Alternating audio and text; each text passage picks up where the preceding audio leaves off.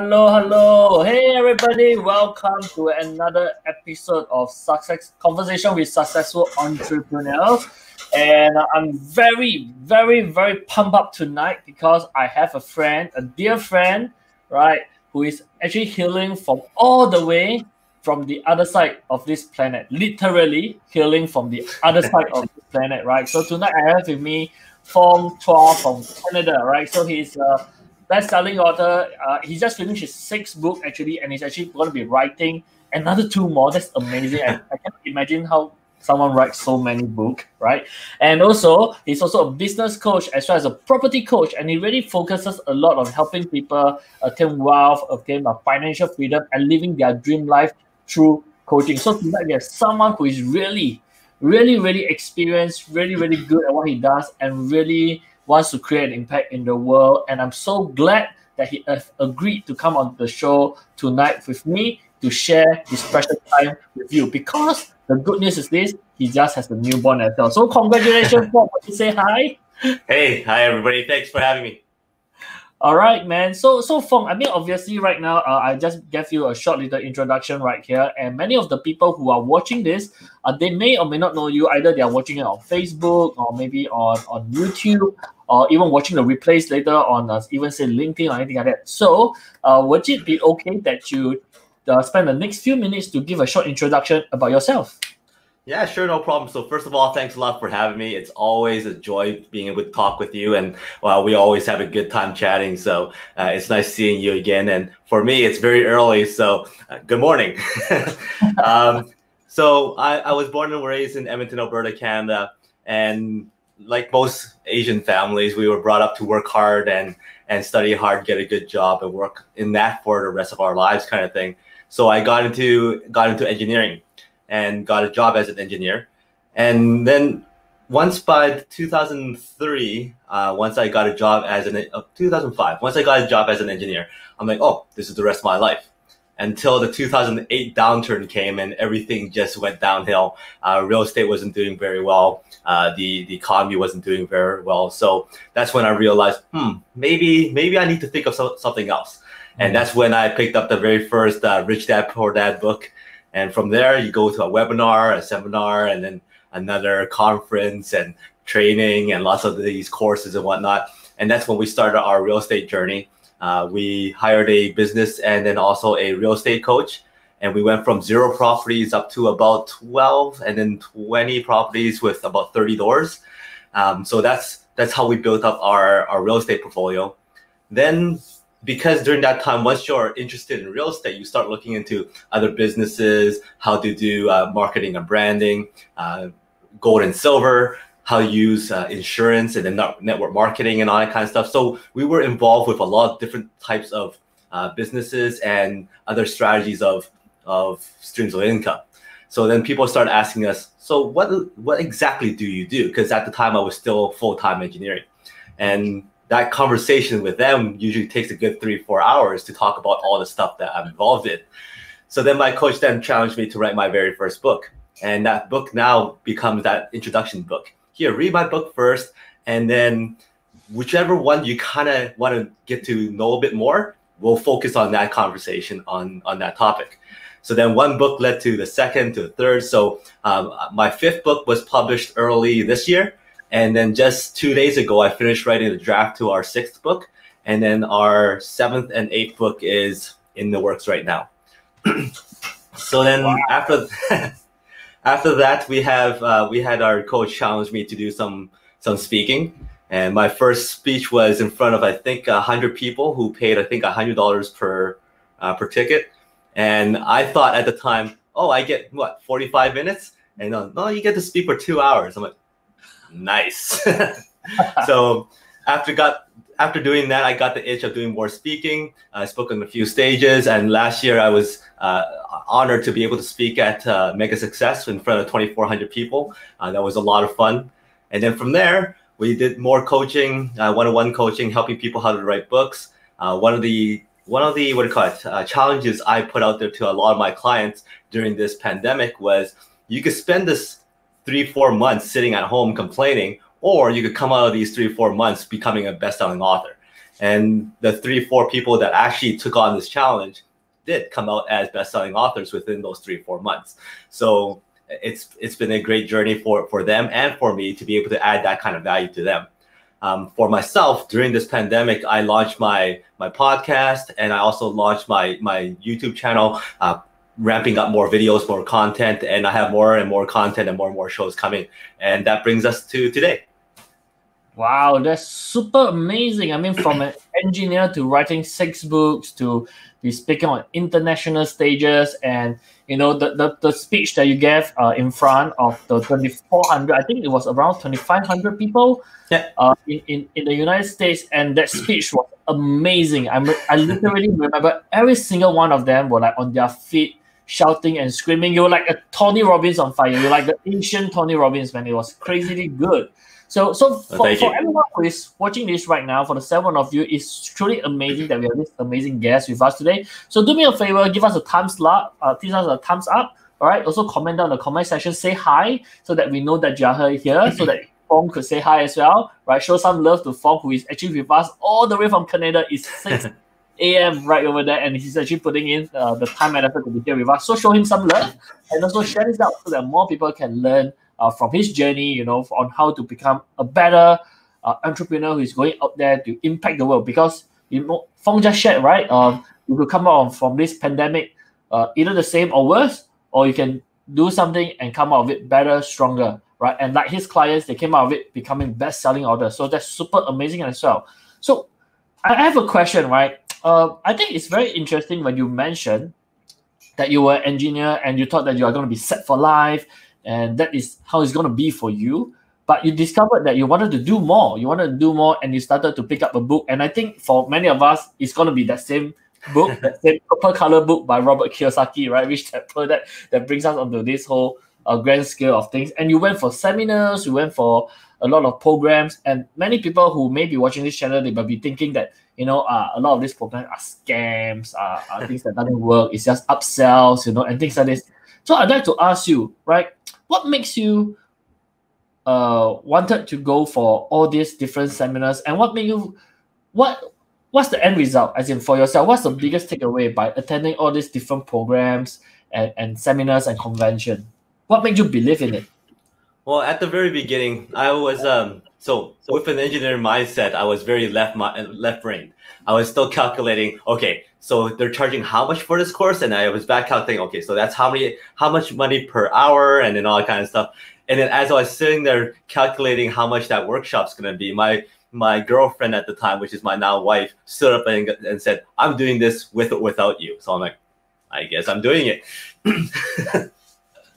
So then we signed up, and then the thing is, once we put in that investment and says, okay, we're gonna invest our money into this kind of education, we never look back. We decided if we're doing this, we're gonna go on head on, and we're not gonna give up. As we kind of learn more and more, and also surround ourselves with more of these like-minded individuals, we start realizing, wow, this environment is so much more fun. This environment has so much more energy. People are positive. People are always going out and looking for opportunities. And it was a completely different lifestyle, different type of mood compared to the engineering mood. Engineering mood, you sit down, you do calculations, and you kind of just work for somebody else. So the whole concept of being able to create something for ourselves and have that be our main thing was very enticing.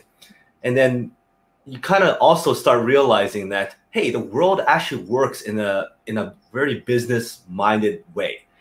Everything that happens for a reason. Everything that happens is because of the economy. It's because of how business people think.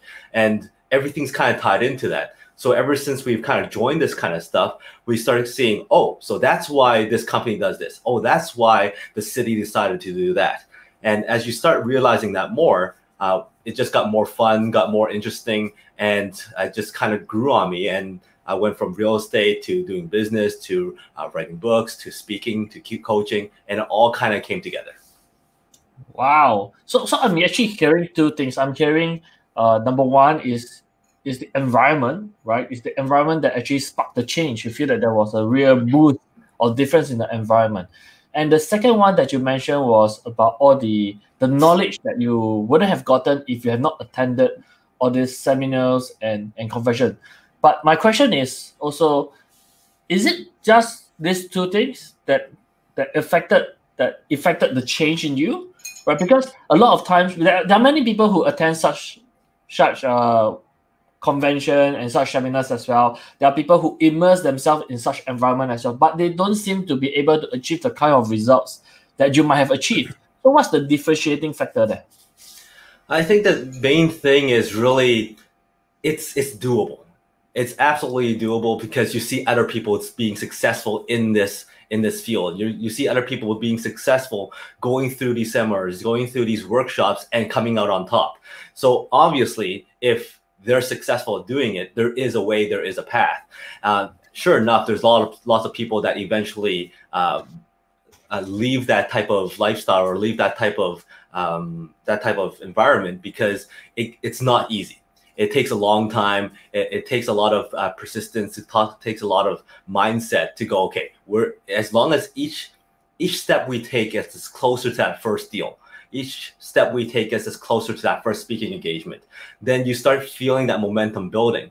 But it does take a long time before you get that kind of result and get that kind of feeling that, you know what, we're going on the right path. But the thing is, like I said before, once I make that decision, I go, you know what, I want to really follow this path. I want to have that kind of lifestyle, and let's just keep on going no matter how long it'll take us. Wow, guys, I think that's really golden there. I love that's why I love speaking to Fong, because I just thought that every single time I'm speaking to Fong, I just feel so motivated.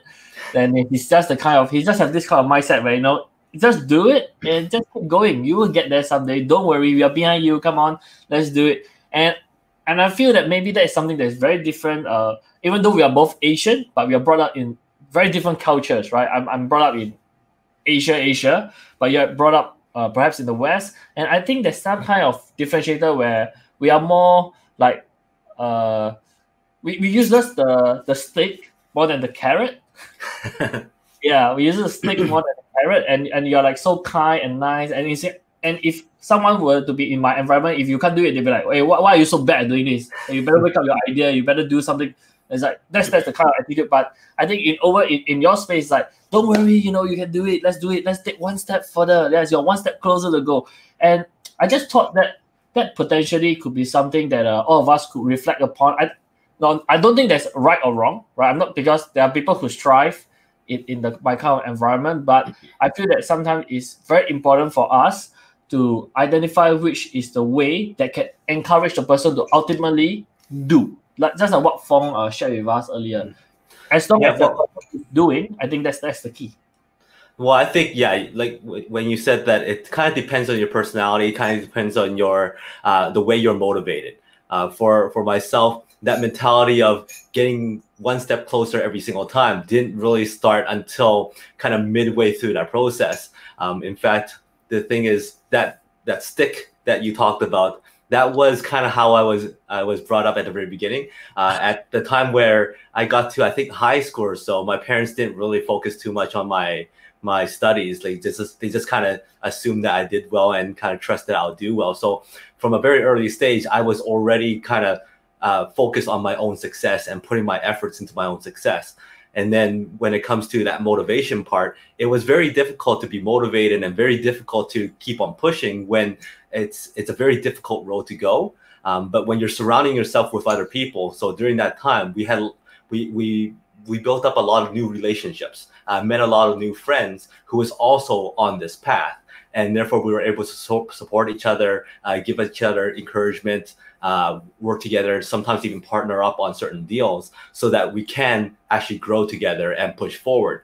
And then with regards to the people that we used to hang out with, they may or may not have been as supported. So with those people, we just don't talk about what we were doing. We just go back and talk about what our normal lives were and what our relationship was like before, and then focus more on the business side of stuff when we're with the business side people. I see. So I think so. What you're saying is that when you actually begin your journey, you realize that there's actually a huge change in your in your environment, in the groups of people that you're actually hanging out with. And how did that created a negative impact in your life? Did you feel that way? Because sometimes people will tend to say that, oh, why aren't you being friendly anymore? Why aren't you communicating with us anymore? Why are you like you're different? You have changed, Fong. Yeah. So Well, did you experience that? So how do you deal with that? that was exactly my scenario. So going from like 3-4 years of purely engineering and having that mindset of being an employee and all that kind of stuff, and all of a sudden getting into real estate and go, hey, I'm going to buy properties, I'm going to be doing business, I'm going to be doing this, I'm going to be doing that. And then I just couldn't wait to share that information. I couldn't wait to share that whole new world with all my family and friends. So during that initial stage, I was talking a lot. I'm like, hey, let's do this, I'm doing this, and blah, blah, blah, and all that kind of stuff. To the point where some of my family members and some of my friends were starting to say, you're not the same Fong that we know. You've changed. You better be careful and all that kind of stuff. So at that moment, I kind of realized, okay, when I'm with family and friends, I need to kind of put on a different hat. I'm gonna have to put back on the Fong that they know. And then when I'm out of that environment, I will put on another hat, and that is the new and growing Fong that I'm gonna become, kind of thing. And then it was like that for a good year and a half until the results started coming in, and I was starting to have more and more properties. I was starting to travel more and speaking on stages and all that kind of stuff. And that's when family and friends start asking, so what are exactly what you're doing, and share some of those stories. And that's when I was able to kind of share more about what I'm doing. Ah, I see. So what happened was that you actually let your results speak for themselves. That's what I'm hearing. Is that right? Yeah. Ah, amazing.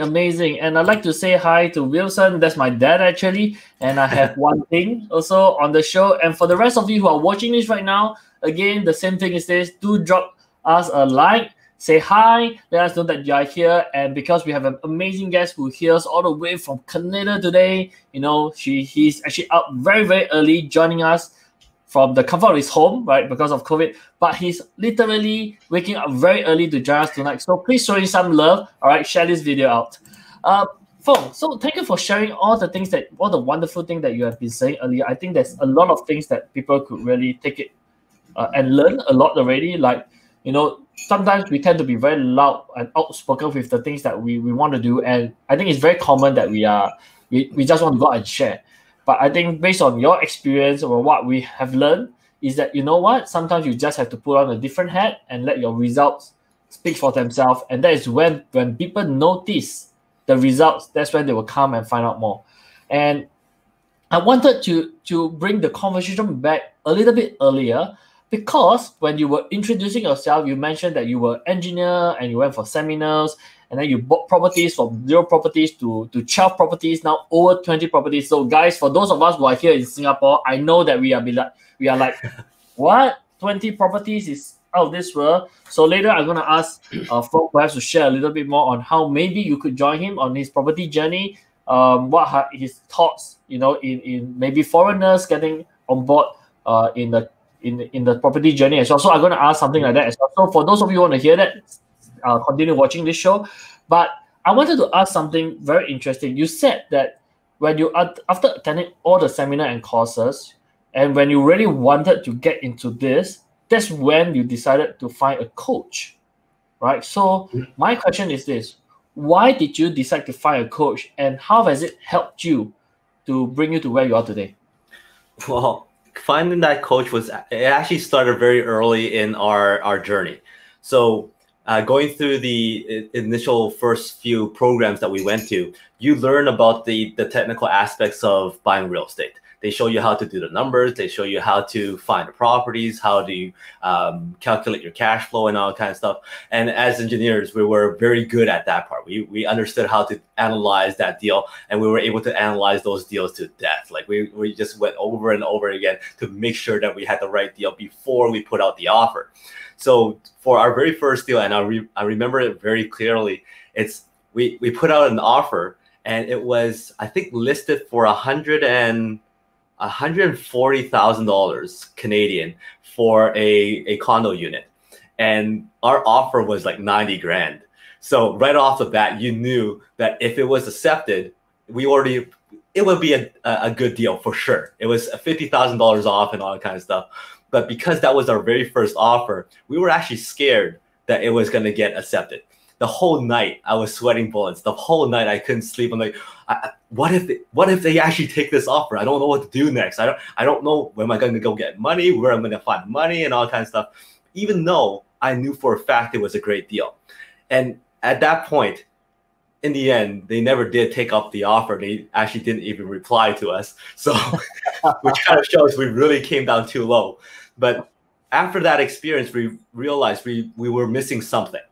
We were missing that person who was able to guide us, to give us that soundboard, so we knew that we were going on the right path. My family does not do business. They do not do real estate. So they didn't have that knowledge for me to go to. Hence, I wasn't surrounding myself with the people that had that knowledge anyways either. So we were missing that person. We were missing that coach. And when we went to this other seminar and workshop, and it was told to us that having that coach by our side was something that was very important. And therefore, we hired a coach who also helped us from the business perspective of things too. So doing real estate, not only do you have to know the real estate side of things, you would have to know, how do you actually conduct business? How do you go and negotiate? How do you build relationships? And then kind of have that foresight as to what's going to happen if a deal goes through, if a deal doesn't go through, if you have to evict tenants, if you have to find tenants. Having that coach being there every step of the way allowed me to have that peace of mind, allowed me to have that calmness, knowing that somebody's been there, done that, and has been able to challenge me to do more and more things. So it was a big turning point in my life, having that coach guide us along. Okay. So what I'm hearing is that because you needed the additional knowledge that you didn't have, and that's why you wanted to find a coach. But why?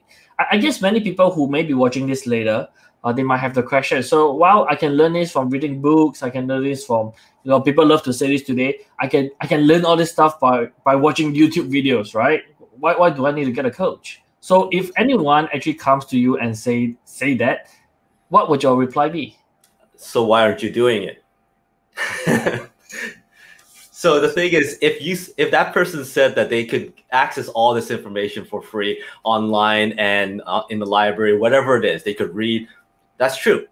My next question would be, so how come you're not doing it? You know where to find the information. You know that it's accessible. There isn't any information in the world that you can't access right now for free if you chose to. Why not reach out and ask those people? Why not reach out and find that book and read it? The point is, you need to take that information and then apply it. I've had many sessions with people where they come and ask me, so how do I write this book? How do I do real estate? How do I do this? How do I do that? And I would sit down and I go very detailed. I'm like, this is exactly how you do it. This is how you write the book, step by step and every step of the way. Well, after that conversation, I may or may not have seen them for maybe a few months. And then after a few months, they come back to me and go, so how do I write a book? I'm like, wait a minute, what are you talking about? He goes, well, I don't know how. I'm like, yes, you do. We talked about this 2 months ago. I laid it all out for you. Did you do anything? He goes, no. I'm like, that's the difference. You can find the information anywhere you want. You can actually seek out the information from other people who's willing to share it whenever and wherever you want. The problem is you're not taking that information and actually applying it. And the reason why you're not applying it is you're not committed to that information. Right. So going all the way back to my story of how I got into real estate, the truth is we put in a big amount of investment in that education for us to learn. And once I put in that investment, I go, you know what? I can't turn back. I already put the money in. I'm not going to waste it. It's equivalent to somebody putting in $50,000, $60,000 for what, 4 or 5 years of university, and then decide to go, you know what, I'm not going to learn anything. I'm just going to sit in class and maybe skip class and not even go to class, but I'm going to pay that money to have the access to that class. Well, if you're not going to go to class, that's a waste of money. And if you're not going to go to class, you're not going to apply it. So same thing. Like if you don't have the monetary commitment, if you don't have that fear of loss, or that motivation to succeed, then you're not going to commit to that information, and you're not going to take action. So the big difference is, do you have somebody to hold you accountable? And the coach is that main thing that holds you accountable every step of the way. Whereas the people who goes, hey, I could read a book, yeah, but nobody's forcing you to read. Nobody's forcing you to go, hey, you have to finish these 3 chapters by next week, and then report it to me and tell me what did you learn. I see. So in your opinion, the biggest difference in what you have seen before or in your own experience is that having a coach is really about having, apart from the fact that the coach have the knowledge, have the experience to be able to guide you and hold your hand through the journey, but the key difference is that there is someone now you are being held accountable to, and that will force you in a certain sense to take action. And only when action happens, that's when the results will come in, and that's what I'm hearing right now. Yeah, so it's the accountability part, and also the person who has that knowledge and the foresight to challenge you, to kind of help you along for things that may or may not come, being able to assess your risk a little bit better. And also because a coach is somebody you hire, you have that monetary commitment to actually want to succeed, or else you're wasting your investment. I see. Okay, cool, guys. I mean, that's really very interesting, because a lot of time I believe people around me, they might have heard that, oh, I'm getting a coach, and people say, why should I need to invest this amount of money to get someone who's just there to talk to me, to have someone who is just there to nag at me. But I guess we know the reason why we really need that person to nag at you right now, because if you don't have that motivation, and let's face it, right, you and me right here, I'm not talking about Fong, obviously, right? You and me, you on the other side of the screen, guys, right, and me, right, we probably lack the motivation, we probably lack the discipline to do a lot of the things that we need to do in order to reach a certain results that we want. And that's when I think a coach should come in to really help push us towards that level, right? To change the way we function, to change the way we respond to a certain event, to change the way we think about how we should go about doing and reaching that peak level of success that we want. And I see Fong actually has a show called Peak Potential Success as well. So guys, if you really want to be connected with Fong, go over to his website right now, right? www.fongchua.com. And like Fong has mentioned, he has a YouTube channel, he has a podcast. Go and subscribe to everything that he has, okay? It's mostly free and you're going to love it, okay?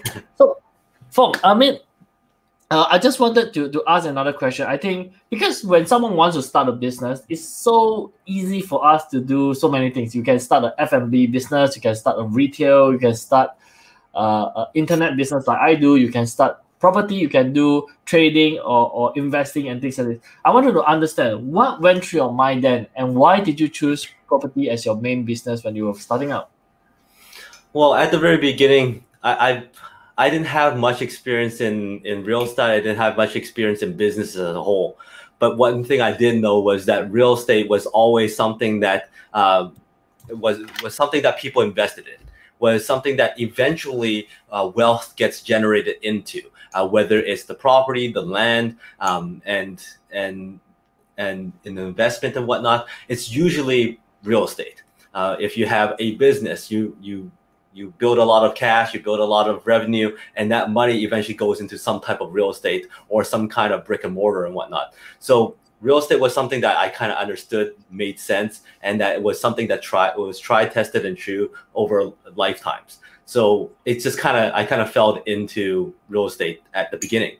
After that, it was more learning more about how businesses work, learning more about how business and branding and marketing work, and then applying that to the real estate business, and then slowly applying that to my coaching business, where I'm focusing most of my energy now.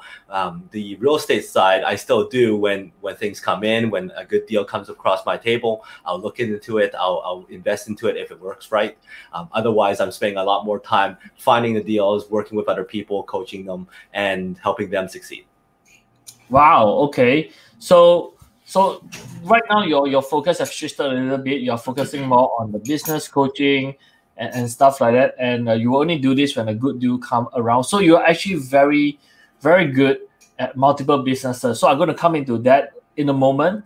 But I'm just curious, right? Because as a foreigner, as someone who is based in Singapore, where property prices are pretty high. Definitely not the highest in the world, but pretty high. So having a property dream in Singapore is like, it's our dream to finally own a property. But you're like telling us you own 12, you own 20. So it's amazing. And I just like to ask, I'm not sure if this will be applicable, right? I'm not sure if you've coached anyone about this, but I'd like to ask, if a foreigner like myself would like to invest in Canadian property, is that actually possible? And if it is, how should we go about doing it? I think it's absolutely possible. I know people who have investments all over the world. So it's just a matter of having the right people in place, having the right teams in place, having the right partners in place. So for instance, if you were to invest in Canada, I would highly suggest that you have a contact, somebody that you know, that you trust, that you are able to work together with on investment properties overseas in Canada, and kind of build up that rapport, build up that relationship, and then build up your investments that way. I see. Okay, so I guess right now, guys, Fong does it, and his website is just hanging out over there on the screen. So get connected to Fong, okay? www.fongchua.com. Get connected with him, adding on Facebook. He's an amazing, amazing guy. So I'm going to go into that later as well, about relationships and things like this. There's so much we could learn from this gentleman right here about building lasting relationships, and that's something I'm going to dig deeper in a while. But I think the next interesting thing is that, Fong, you have started so many different businesses. You have the real estate business, you have the coaching business, you have the book writing, and many others. So for someone who has so much experience in starting businesses, is there a framework or is there a strategy that you could share with my audience right now who are watching this, or either on the replay later, on how they could start a business? Is there a strategy? Is there something that you go about using? My first thing is I discuss it with my coaches. I go, okay, is this a viable business? Is this a viable plan to put into place before I actually take action on it? I focus most of my thing on myself. Like I build up my personal brand so that it's me that most people are dealing with, whether it's coaching, whether it's real estate, whether it's a money lending, network marketing, whatever it is, it's still my brand, me, that people are associated with and building that relationship with. So with that, I can apply myself into different types of industries, different types of businesses, and still be successful in those. But at the same time, I'm building a different brand for each one of those, so that eventually when the time comes, and then if I wanted to, I could always sell those businesses when it comes. So the thing is, when it comes to starting up your business, I think the very first thing you need to consider is this something that you truly want to do, and it's something that you want to do for the long term? And then also, is it a viable business? Is it something that other people are actually successful in, and something that you would like to put in the time and effort in building and learning? And then the third thing is then surrounding yourself with those people who are actually successful in it, whether it's a coach, whether it's other people who's doing it, and then kind of pick their brains, learn from them, and then find out, okay, what it is that they do step by step, so that you can follow the same footsteps, or avoid the problems, or avoid the issues that they had to go through, so that you don't have to go through that same thing. Okay, so what I'm hearing is the first thing, check with your coaches, right? So that's why a coach is really important, guys. Check with your coaches. And the second thing is that you want to find out whether it's a viable business. And the third thing is that surround yourself with people who are already in the business. But I'd like to bring you up to point number 2. What's your criteria to determine whether if something is a viable business or not? Because we always hear people saying that nowadays, when you want to do a business, there are some people who are very adamant about, oh, if you want to do a business, you got to be you need to have a USP, it's be unique, you got to be something new, you got to be first, you got to be this, you got to be that. So in your opinion, what is considered a viable business? Are you solving a problem? And that's the main thing. If you're not solving a problem if you're not solving a problem that lots of people have, then it's not a very viable business. I think the joke at the time during lots of seminars was that, well, this person was able to knit sweaters for squirrels. So does that actually solve a problem? Not particularly. Maybe if somebody was maybe somebody has a pet squirrel, but you might only have one person in that market, kind of thing, right? So if you know there's a general big problem that you want to solve, and you're good at solving that problem, then it's a viable business. Then it comes down to how do you differentiate yourself from all the other people who are solving the same problem. And if you're able to do that and get yourself out there and be able to stick out and have that uniqueness to you, people are gravitating to you, people know who you are and want to work with you, then that business and that problem that you're solving would be something that they are focused more on and want to come to you for it instead of somebody else. So the second thing is you have to build that brand for yourself. You have to build that recognition, that credibility, that exposure, and then just talk about it a little bit more, and then creating that environment so that people want to work with you. Well, guys, if you guys are not taking notes, you have to start taking notes right now, because everything that Fong is actually sharing with us are very, very important and key elements that he actually does only share with his private clients, that he shares with his coaches. So once again, thank you on behalf of anyone who's going to be watching this or is watching this right now. I want to thank you for sharing so much knowledge with us. And every one of you, if you're enjoying what you're listening right now, please drop us a love and like, comment down in the comment section, and also do share this video out. And by the way, if you do have any questions that you'd like to ask Fong, this will be a great time to type into the comment section so that Fong and myself, we could interact with you and we could answer any questions that you may have. Okay, so guys, do that right now. Just type in the comment section. And what I hear from you earlier is that, we have problem, we have demand. We must first identify the problem. Are we solving a problem? And even if we are solving a problem, does that problem have a demand to it? Because like you said, right, if you're solving a problem for the squirrel, there's no real demand in the world. That's not going to be a viable business. So solve a problem, figure out if there's demand, and then we talk about USP and branding. And I want to ask on behalf of everyone who is watching this right now, because like yourself, I believe that we are huge proponents of personal branding. Right? We believe in branding ourselves and then associating our business with it. And this is something that we learn from our coaches, right? We have common coaches that we learn from as well. We have our own individual coaches that we learn from. And this is something that has been being debated quite a little bit today. So I'd like to ask you this question. If you're talking about personal branding and you're associating yourself with so many different businesses, some other people will say that, isn't that diluting your branding? Isn't that making people confused with what you are standing for? How do you address that? Well, I think that it's what a lot of very successful people do. For instance, Elon Musk and Jeff Bezos and Richard Branson. All of them have a very strong personal brand, but then they also have very strong brands and different businesses too, but it's still them that you associate those brands to. So the thing is, when you are able to build that personal brand strong, and you're able to build that exposure strong, then you're able to associate that brand with other brands and give all those other brands more credibility. You get to give all those other businesses that you're building more credibility. One example that I usually give to people is that if, for instance, Elon Musk comes into your town and opens up a burger shop, I'm pretty sure that burger shop's going to do very well, because people, even though if he has nothing to do with burgers, just the fact that he's associated with it, people want to gravitate to that. So I don't think that there's going to be a dilution. I think more that it actually helps other businesses when you're able to bring in that strong personal brand into those businesses, because it's still you. It's your integrity. It's your ethics. It's your message. It's your characteristic that then gets implied into those businesses that you create.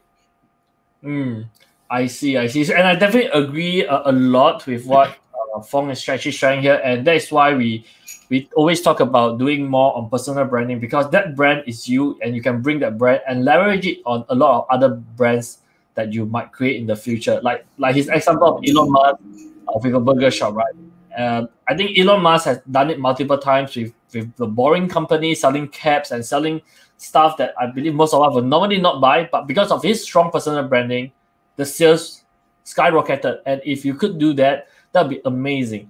But I think some of the people who are watching this round then will ask the other question. Okay, so now you guys are establishing it, right? You guys are telling me that, okay, personal branding is good, is something that you guys recommend. But how then do I actually build a strong personal brand? What would be your advice? How could we do that? I usually tell my clients that the very first thing that you should do is list out 10 10 characteristics, 10 words that you want to be associated with. So for instance, if you said for yourself, you're in digital courses and social media and all that kind of stuff, then social media is going to be one of those terms, one of those words that's going to be on your list. You want people to think Gavin first when they hear the word social media. So if you're in real estate and I'm in real estate, I want people to think Fong first once they think about real estate. So list out those 10 things that you want people to think about you first, and then build out that brand on those 10 things. And it has to be either what you want to be known for or characteristics, for instance, like professionalism, value, or ethics, or you're somebody who is always on time. That the more positive words that you could come up with, the more powerful words that you could come up with, the more specific words to your business that you could come up with is what you want those people to think about when they think of you, or vice versa. And then everything else that you do, whether it's posting on social media, whether it's going out and talking to clients, going out there and doing speaking engagements, going out there and just meeting random people, you want to make sure that you are still embodying those words in your conversations, in your interactions with people, so that people think about you first every time they think about those items.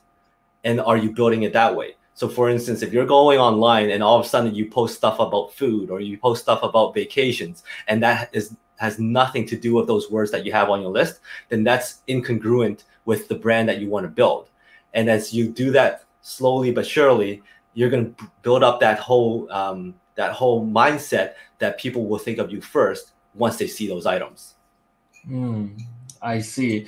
Okay, so guys, I think this is a very specific strategy that any one of us can actually use and implement right now to actually build a strong personal brand. So what I'm hearing is that just find 10 words, and if you could find a very strong, very positive words that you want to associate yourself and your brand with, and then be consistent about what you're posting out and putting it out there, and always associate yourself with these 10 words, right, that you want to associate with yourself and your brand. And that is how you're going to be able to build a strong personal brand. So that's very, very, very good strategy, and very implementable strategies that you guys can use right now. So if you guys love it, I just want you guys to just type down 10 words, right? Type 10 words in the comment. And also, again, guys, if you have any, just write the comment 10 words so that I know that you guys are listening to it.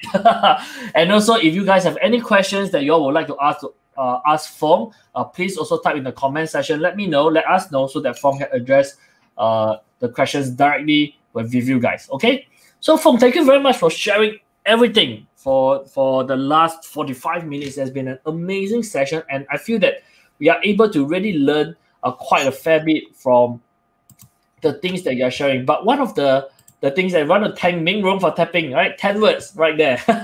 So be like Ming Rong, okay? Type the words down, everyone that is watching this.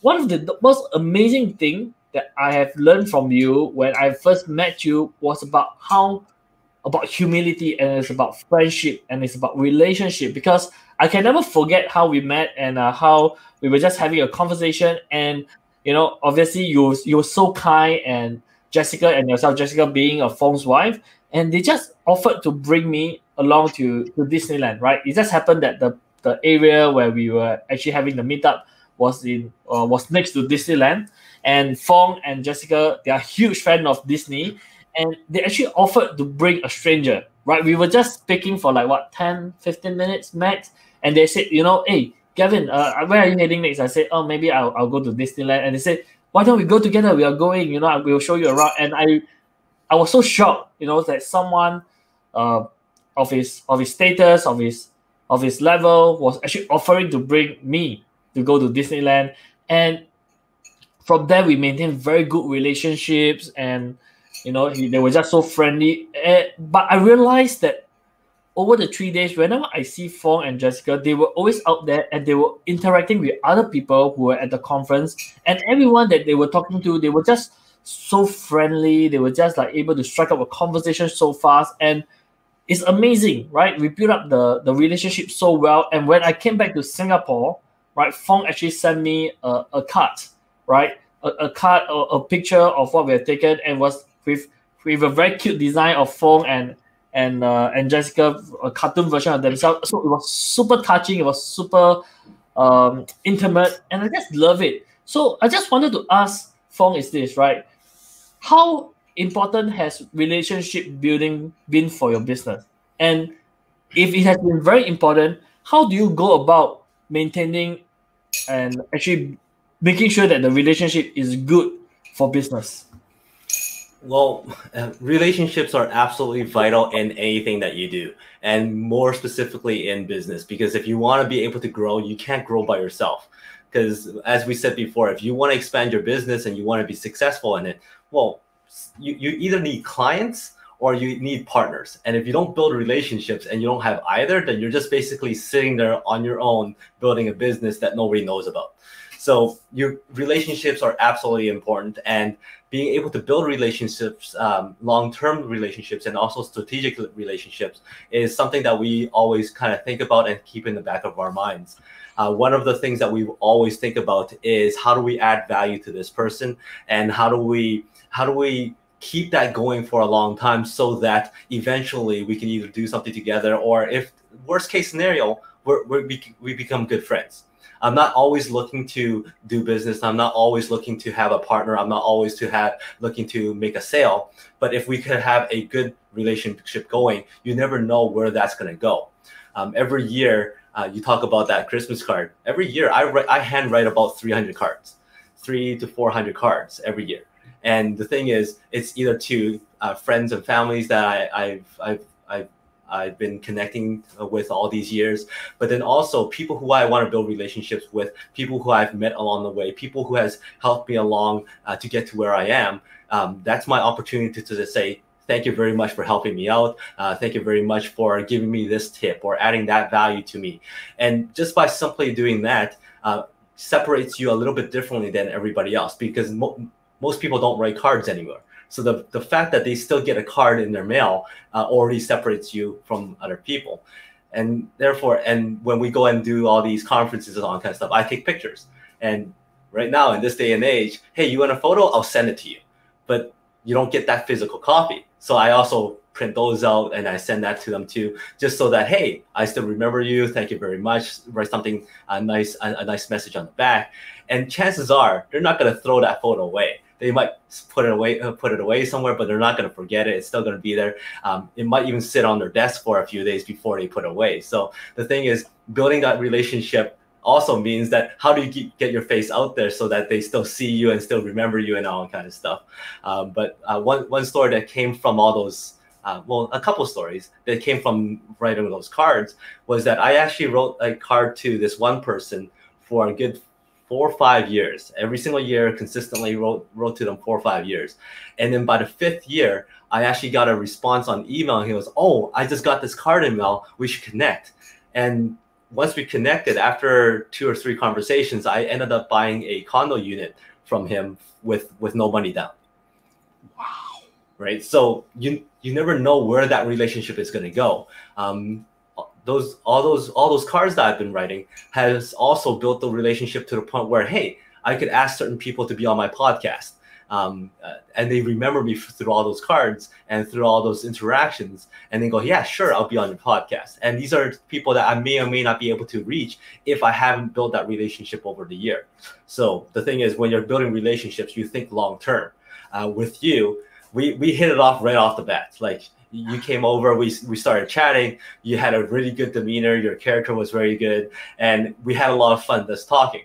And because Jessica and I, we've been to Disney a lot. Every single time we go to this event, we go, you know what, it's time to share the fun with other people, and you seem like a very good guy to share it with. So like, hey, let's go together and let's have some fun. And like I said, you never know where that relationship is going to go. And who knows, if I didn't take you to Disney that day, I may not be sitting here sharing these stories with you on this podcast and having you invite me on this podcast. So that was what, a relationship for 4 years in the making, 3 years in the making. So yeah, I mean, I absolutely love it, and I guess it just reflects again like what an amazing character Fong is right now. So guys, I think we did share a little bit of story here and there, but there was a lot of golden nuggets amidst the story that we are sharing. And if you love it, that whatever we are talking about right now, just type Disney in the comment, okay? Type Disney in the comment and let us know that you love it, because this truly brings back amazing memories that I have with both Fong and Jessica. And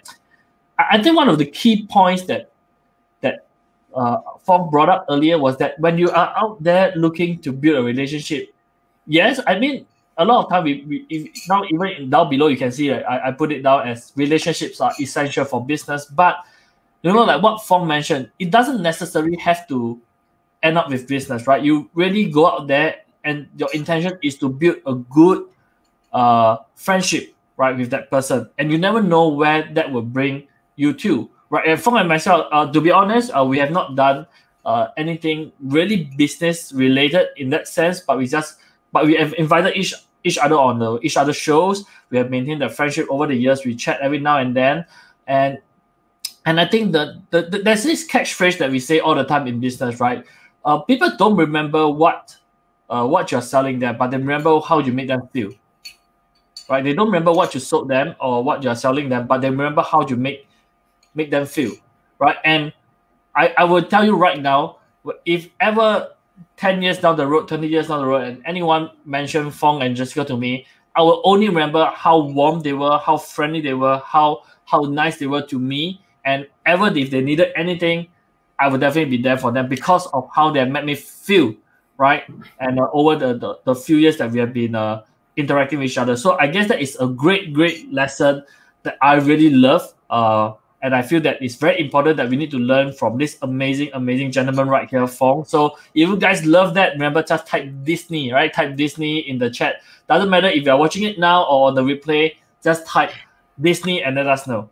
Okay. And since you're on the topic of Disney, right? I just always wanted to ask this question. It just came to my mind. And whenever, for those of you who are not aware, whenever you are on Fong's show, so Fong has this show called My Bikes, right? And that's also on the screen that you can see over there on My Bikes. And he always asks, he has this game at the end of his show where he asks people to pick a card and to say, right, what if business or something, how can you relate it to it? So Fong, since you're on the topic of Disney and you love Disney, right? If I were to make you say the best character in Disney for us to learn in terms of business, because ultimately this is the business show, so for entrepreneurs. So if there is something, a Disney character that we could learn from, right, for business and entrepreneurship, which Disney character would that be and why? Wow, that's a very good question. I actually never thought about which Disney character I would associate you said success to be, right? Yeah. I'm gonna cheat a little. And how I'm gonna cheat would be, I think if somebody was to take the character of Mickey Mouse and understand fully how Mickey Mouse was created and how Mickey Mouse was presented and then actually placed as a iconic figure in the whole Disney world, and world being the whole universe of Disney, and how it was being utilized and how it's being used as a brand, as a logo and all that kind of stuff, then if you take that same concept and apply it to your own business, then you will be successful. You will be able to build that brand recognition because you're applying something that a great company not like Disney is using into your own company. And using the figure of Mickey is a good example as to why they're so successful. You can't go anywhere without seeing it. In fact, you've been to Disney, there's no place that you can go to without seeing those three circles somewhere. In your hotel, in the lobby, in your washroom, in your bedroom, everywhere you see those three iconic circles, and you think Mickey right away. And the real reason for that is once you go home, and even though it's not purposely done so that there's three circles there, but when you see three circles, you go, I think Mickey. And then when you think Mickey, you think Disney. So I would cheat and say the most iconic figure that you can use in the Disney whole universe is Mickey. And when you understand how that came about, how they use Mickey, that will be the epitome of success and how you can build your business. Okay, I'm gonna let you off the hook this time around for using Mickey as an example here, not as a character in terms of Mickey being how he's related to success, but how the company used, how Disney actually used Mickey as an iconic figure to build their success upon this very iconic figure and shape. And I think for many of us, that's really like, I think I have to agree with what Fong is saying here. There's so many things that we can learn in terms of marketing, in terms of branding, in terms of business scaling and building, just by looking at how Disney is actually conducting their business. And if you guys have been watching the interview for the last hour or so, you will realize that many of the times that Fong and I, we were just chatting, we always take reference to people who have already been there, done that, or companies that are already successful, right? And sometimes I do feel that, in order for us to be successful, all we have to do is to follow what successful people are doing. I'm not sure what's your take on that, Fong. Do you agree with that statement? Totally agree. The thing is, I usually tell my clients, if they want to build a good, strong, let's say, social media brand, just simply go and search up Coca-Cola. See how they build their Facebook page. See how they build up their Instagram. And if they're posting a picture with a question, then you post a picture with a question. Follow the step by step. If you could do that, then you're going to build a very strong social media presence. When it comes to business, study how Disney runs their business. Study how Starbucks runs their business, and then take the stuff that has the most impact and take that and apply it to your own business. For instance, I personally really like watching comic book shows and comic book movies and all that kind of stuff. Does from at where you are, do you have the show Flash? Flash, yes, I believe we can have it on Netflix. So yes. Oh yeah, it's on Netflix. So yeah. I'm not sure if you watched that show, but it's been, I think, past its 6th season already, and it's been very successful. There's lots of people who say it's a very good show and all kind of stuff, and I personally have been watching it for a while now. So then I asked the question, why is it so successful? How come it's done so well? How come people still watch it? So because I have an interest in that, I start researching and listening to behind the scenes interviews and listening to what the directors say and all that kind of stuff. And it turns out they have a formula for every single episode. And that is the 3 H's. Each episode must have heroics, humor, and also heart. So if it doesn't have something that's spectacular, something exciting, or if it doesn't have something that's funny that would get you to kind of relax and laugh, and if it doesn't have something that would tug on your emotional heartstrings, they're not gonna air that episode. So if that works for an episode for a show that's successful, why not take that concept and take that system and apply it to your presentations? Apply it to your speaking and your speeches when you go up on stage. Make sure that there's something that's funny. Make sure that there's something that's kind of exciting for people to listen to, and make sure there's something that pulls on their emotional heartstrings. So just by simply learning from successful people, learning from successful industries or products or whatever the TV shows, movie shows, you could take that stuff and put it into your own business in some way that allows you to be able to be successful as well. Wow, I mean, I love that. I mean, the last 3 minutes of that was just pure gold. I mean, this is amazing strategy. It's like the 3 H's, right? So for guys who are actually watching this right now, there's heroics, humor, and heart, right? And you are able to incorporate this into anything that you do, your presentations. And this is not just something that we say for the fun of it. Like Fong has actually said that this is something that Hollywood producers uses it in their shows. So if you can incorporate it into our presentations, into our speech, right? Can you imagine the quality of your presentation and speech? It's going to go skyrocketing, right? So this is an actual strategy. Again, very practical strategy that Fong has shared with everybody, and I absolutely love it. So for those of you who are watching this, if you guys are watching it live right now, I want you all to type 3H, right? 3H in the comment section. Let us know that this has benefited you. And also, if you have any questions, this is really your last chance to ask Fong any questions, because we have been on for about an hour right now. I do not want to really take too much time away from Fong, because he woke up very early, 5 a.m. to prepare and just on this show at 6 a.m. his time. And right now it's going to be 7 a.m. and he has to go and take care of his children right now. He's feeding baby, so I don't want to make him too tired. So we're going to be ending the show in a while. So again, guys, if you have any questions, just type in the comment section and let us know. And we have Glenda typing 3H down there. So I'm glad you found that useful, Glenda. That's amazing.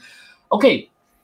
So while we wait for the questions to come, if there's actually any, I would like to ask you another question right now. So earlier we actually used a Disney character, right? But my show is more focused on people who are aspiring entrepreneurs or people who are looking to start a business, to do a business, right? And I know that you have so many wonderful strategies like the 3H, like building good relationships, running the 10 brands, and all kind of stuff. There's so many good stuff.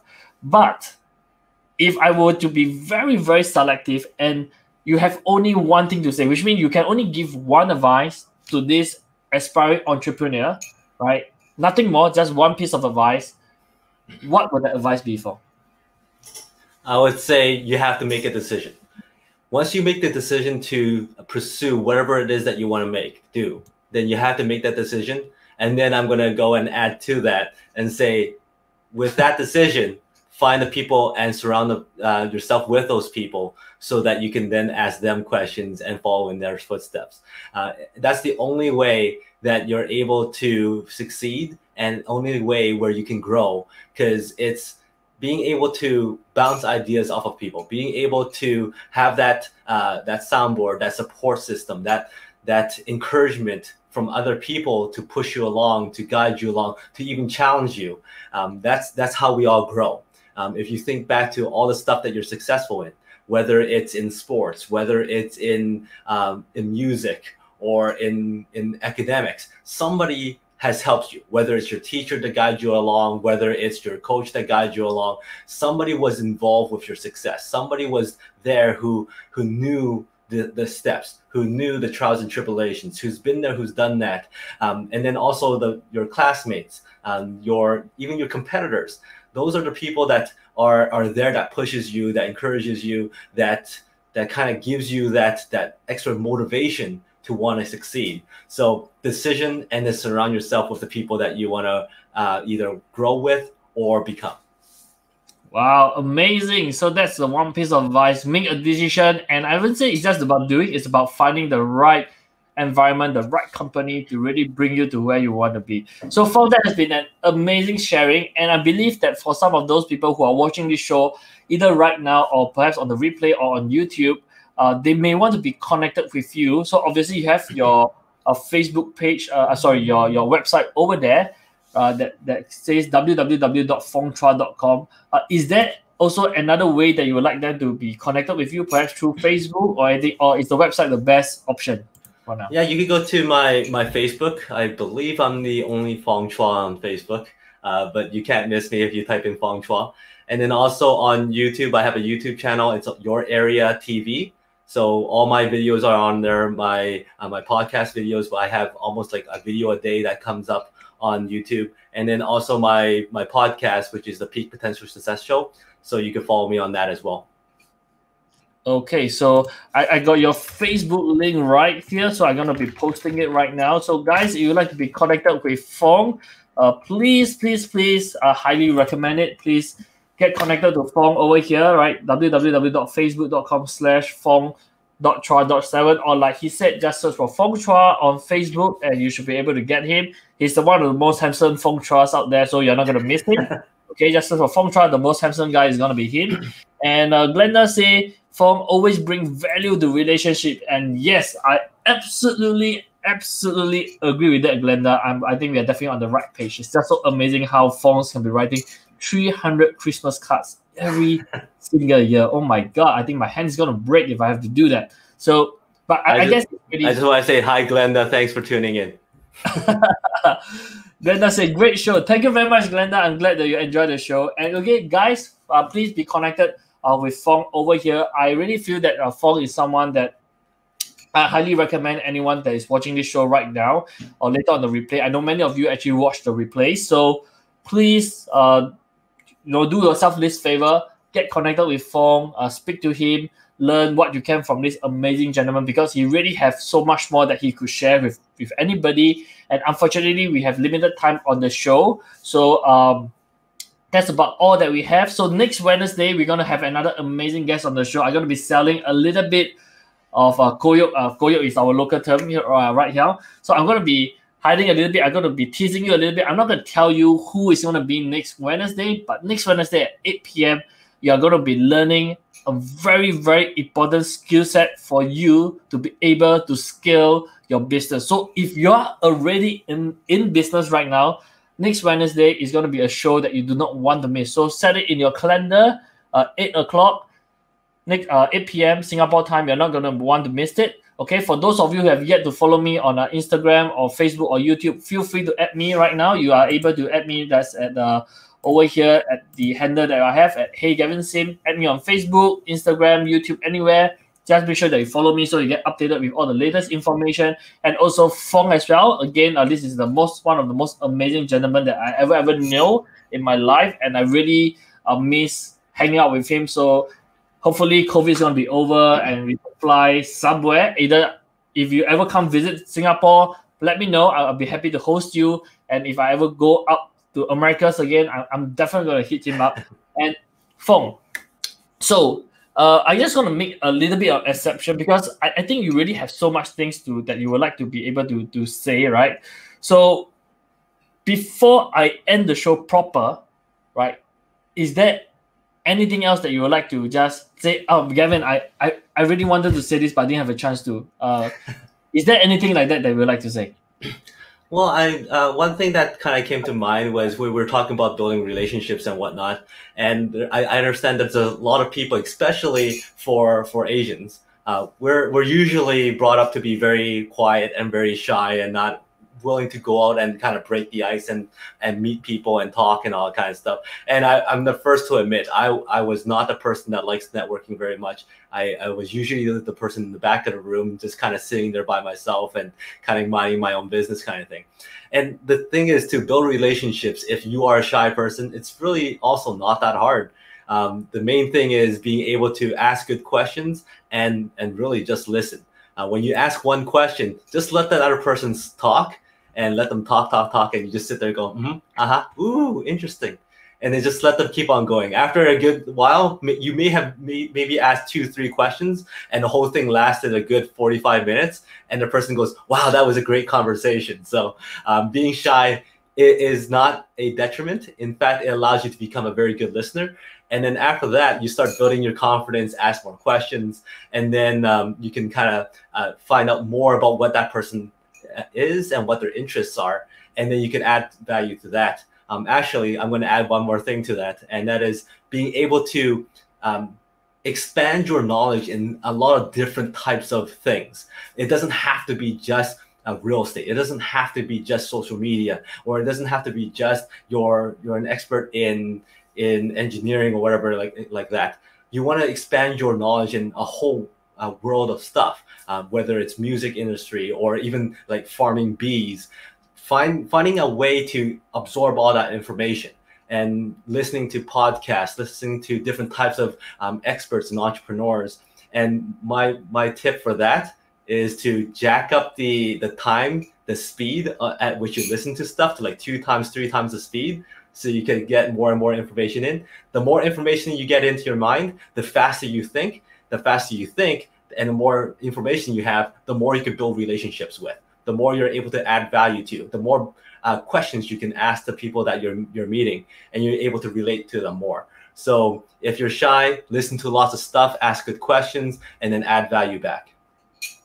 Wow, amazing, guys. I wanted to say, ask you for the last word, but I believe that was definitely one of the most amazing last words that we could have. I was just going to ask that question anyway, but I just thought that this is something very interesting that many of us should really apply. You just ask questions and listen. You don't need to be, you just need to ask a question to get the conversation started. And like you said, like Fong said earlier, amazingly, this is something that has been tested and proven. You just ask a question and you let the other party talk. At the end of it, they'll tell you, oh my God, it's been such a great conversation, right? I love talking to you. And you're like, oh, I only asked one question. I didn't even say anything else. And you think it's great. Okay, cool. And you build a great relationship from there. That's amazing, guys. So absolutely love it. Again, if you guys want to be connected with Fong, please connect with him on his social media accounts. I already dropped the link earlier. If not, go to his website, fongchua.com. You'll be able to connect with him as well. Please go and listen to his podcast and his YouTube channels. There's like tons of video. I do not know how Fong is actually doing it, but he has so so much content that is pumping out every single time, and each one of them is you're gonna be able to learn so much from them. Okay, so guys, I don't see any questions that are coming in right now, so I'd like to thank everyone who is tuning in, who has tuned in, or who's going to be watching the replay. I love having you guys here. It's been a pleasure. I'm going to let Fong go very shortly so that he can get his well-deserved rest. I'm not sure he's going to be able to get it as well because he's probably going to look after his baby right now.